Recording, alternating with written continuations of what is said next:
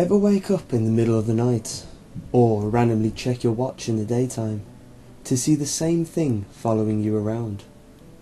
For me, it's 17 past 11. I would say 1 out of every 3 times I check my watch, it's 17 past 11.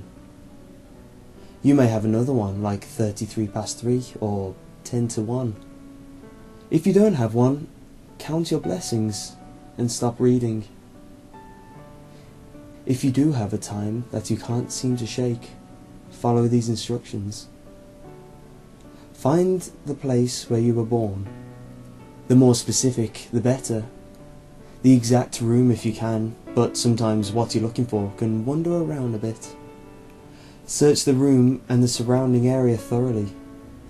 You should eventually find a safe with a 4-digit keypad combination. You know which 4 digits to enter. Use a 0 if your hour is below 10. And inside you should find a manila envelope. Take it out and be careful to note its surprisingly heavy weight, because you don't want to accidentally drop it. With the envelope in hand, get out of there and make sure nobody saw you. Once you're in a safe place, open the package up. You should find an external hard drive and 2 envelopes. One is labelled Photos. Open that up and you will find a series of Polaroids documenting your life story. Each one will have a date and a brief description printed in the white space.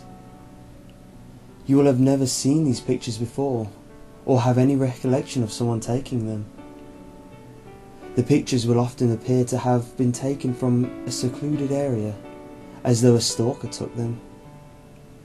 Be careful when looking through these photos that you don't look at any photos beyond today's date, because they are there, and the future is not meant to be known. The other envelope is labelled Certificates, and is nowhere near as thick as the photos envelope. I would advise against looking through this altogether, as it will contain all legal documents from your entire life, from your birth certificate to your marriage license, to every driver's license, business license, traffic ticket and birth certificate that has your name listed under mother or father. Of utmost warning, it also contains your death certificate. Obtain a cheap computer that you won't feel too badly about parting with, and with a high quality printer that is full on toner and paper, with extras as needed to replace. Make sure the printer drivers are installed properly. Do not plug the hard drive in until you are completely ready to print out all of the information you'll find on it. And utmost important, do not connect the computer to the internet. If the computer has wireless capabilities, remove them. It needs to be physically impossible for the machine to connect to the internet on its own.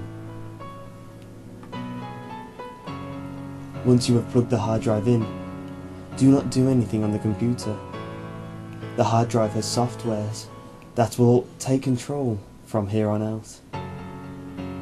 If you follow these instructions precisely, the printer should be spewing out pages like mad. There will be blueprints, schematics, and mathematical formula that most people won't have the capacity to understand. If the printer runs out of paper before it's finished, be sure to load more in.